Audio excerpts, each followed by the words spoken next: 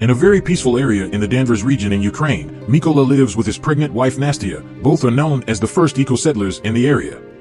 Nastia is an artist who likes drawing and wood carving. She even makes a wood angel for Mykyta so he can have a protection amulet. Mykyta is a mathematician, physicist, and ecologist that teaches at the local school, which he travels to on his bicycle. The peace sign outside their home is the paw of the white raven, representing an ancient legend of a raven that felt pity for people and brought them fresh water and food, losing its feathers in the process. Because of the lack of electronics at home, the couple does not get any news until Mykyta goes to work and gets a few minutes of TV during his break. That is how he learns about the protesters that were killed in Ukraine's capital city and Russia possibly invading the country. During class, Mykyta is harassed by student Ivan, who thinks his teacher is a stranger and a weirdo, so he wants him gone. But Mykyta never lets him anger him because he believes in pacifism and working on guiding the youth's mind. One morning on his way to work, Mykyta notices some soldiers standing by the road, but pays them no mind. When he finally arrives at school, he is shocked to find it empty, and the TV quickly tells him why: Russia has invaded Ukraine. Remembering the soldiers he saw earlier, Mykyta worries about his wife and rushes back to his house, but it is already too late. The Russians are there beating Nastia up, and they catch Mykyta too when he tries to defend her. After the soldiers make sure they are not spies, they start a fire inside the house and leave, but when Nastia tries to retaliate by throwing a stone at them, the soldiers do not hesitate to shoot her before finally going away. Devastated, Mykyta clings to his wife's body while watching his house burn down. Hours later, two members of the Ukrainian militia find Mykyta, and after checking his identity to make sure he is an innocent civilian, they help him dig a grave for Nastia.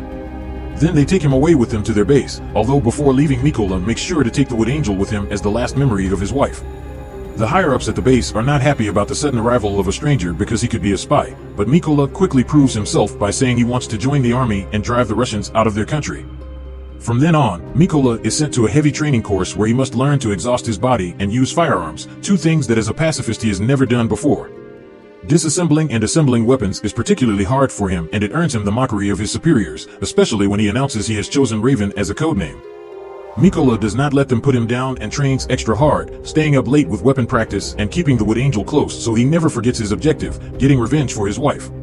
A few weeks later, the trainees learn there are not enough snipers at the front and the army is looking for volunteers for the job. Not many people are interested, but Mykyta immediately volunteers, only to be met with more mockery. Still not willing to give up, Mykyta takes a challenge to prove himself. He disassembles and reassembles an AK-47 while blindfolded in under 20 seconds, finally earning everyone's respect. They also start calling him Raven as he wanted. The theoretical part of sniper training comes easily to Mykyta thanks to his knowledge of mathematics and physics, being able to do calculations faster than the teachers themselves. He is also excellent at following the #1 rule, which is keeping still and quiet, even when an instructor shoots at the ground near him. Unfortunately, he does not do well when it comes to the actual shooting because for some reason, they have given him a different weapon from everybody else, the kind of firearm that is not apt for war sniping. Whenever Mykyta points this out, he is told to deal with it. Once again, Mykyta refuses to give up and decides to prove what he can do.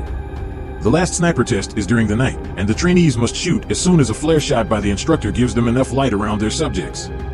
However, Mykyta does not shoot yet. He uses the light to calculate the distance, and once the exam is over, then he shoots under complete darkness and hits the target exactly in the center, something nobody else managed. This allows Mykyta to graduate with the highest score and ends up being assigned to a first-class unit. For his first mission, Mykyta and his fellow snipers must free an important checkpoint that has been captured by the Russians. The team successfully sneaks into the area without being detected, and each sniper gets assigned a target, but when they are about to shoot, they must pause the plan because a civilian car approaches the checkpoint. The Russian soldiers make the two civilians come out and hand in their passports, refusing to give them back when they ask the couple to leave. The man makes a scene as he demands to be given his things back, causing the Russian soldiers to respond with violence. Mykyta's team notices this and immediately attacks, killing every soldier with quick, efficient shots, including the guy that tries to hold the civilian woman hostage. Once the mission is over, the team hangs the Ukrainian flag to retake control of the checkpoint. When they return to base, Mykyta hears his fellow newbies have left on a different mission, so he uses this moment of downtime to visit the school he used to work at, finding himself deeply moved by the desolate sight of the dusty classrooms. The next day, when the other team comes back, Mykyta is hit by the hardest of news. One of his friends has died at the hands of an enemy sniper. This adds to the list of reasons why Mykyta wants to get revenge. For the next mission, Mykyta's team hides a bunch of explosives on trees behind leaves before they hide in the grass while waiting for their enemy to show up. When the Russian soldiers appear in the forest as reports had anticipated, Mykyta hesitates to shoot because he sees something he cannot believe. Ivan has joined the Russian army and is coming this way with the rest of their enemies.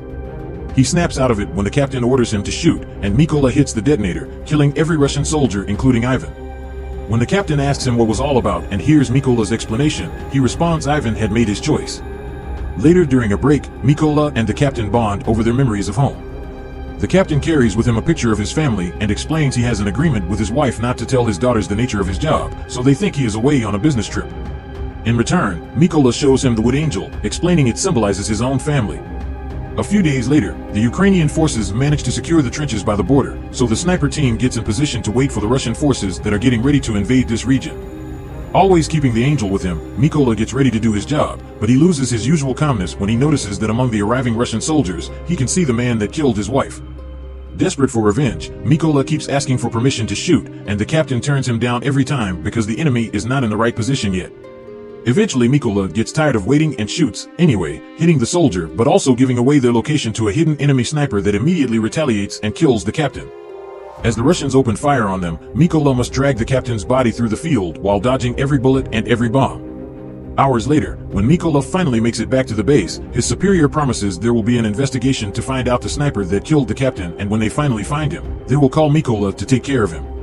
Meanwhile, Mykyta is overwhelmed with guilt and decides to throw himself into solo missions to make up for his mistake.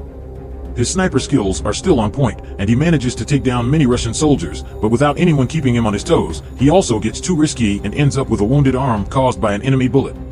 Mykyta goes to a secret hideout to take time to recover and watch the news to get an update on the political status of the negotiations with Russia, but his break is interrupted by an important call. It turns out the army has found the location of the sniper that killed the captain, so Mykyta needs to come back. Before the mission begins, the soldiers are told all the information that has been gathered so far. The sniper's bullets are wide-ranging. He has already killed 5 Ukrainian snipers and 3 machine gunners, and his name is Sari. To make matters worse, he records all his kills and posts the videos to demoralize them. He even had the nerve to post a recording of their captain's death.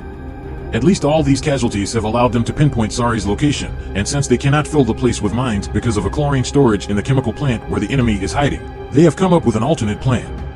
Their snipers will take out the lower soldiers to clear the way for Mykyta to sneak inside and get Sari face to face. When the mission begins, all the Ukrainian snipers get in position and wait for Mykyta to get inside the building by crawling through the field. The first soldier he finds is the other man that had attacked his home and still remembers Mykyta, saying he should have killed him the first time.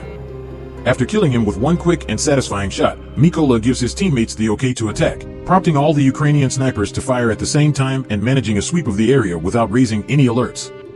There are only 2 Russian snipers left, including Sari. They do not notice there is something wrong until they stop receiving messages over the comms and go to check on their fellow soldiers, finding them all dead. While Mykyta uses the chance to get deeper into the building unnoticed, Sari calls for backup and sends the other soldier to keep watch before he returns to his spot, where he is surprised to see a little wood angel. At that moment Mykyta comes out, jumping on Sari to kill him with a knife while the other Russian soldier falls victim to a grenade that is waiting for him. Then the backup that Sari called for arrives at the area, so Mykyta uses Sari's radio to tell the new soldiers that they will pay for what they did. As soon as the Russian truck parks, the Ukrainian soldiers open fire on it, eliminating all the targets in seconds. Now that Mykyta has avenged his wife, his friend, and his captain, he decides to take a break and go back home to visit Nastia's grave, making sure to fix the cross that had fallen. Sadly, as much as he misses his home, he cannot stay because there is much more work to do for his country. Soon he is on another solo mission, ready to bring down as many Russian soldiers as necessary.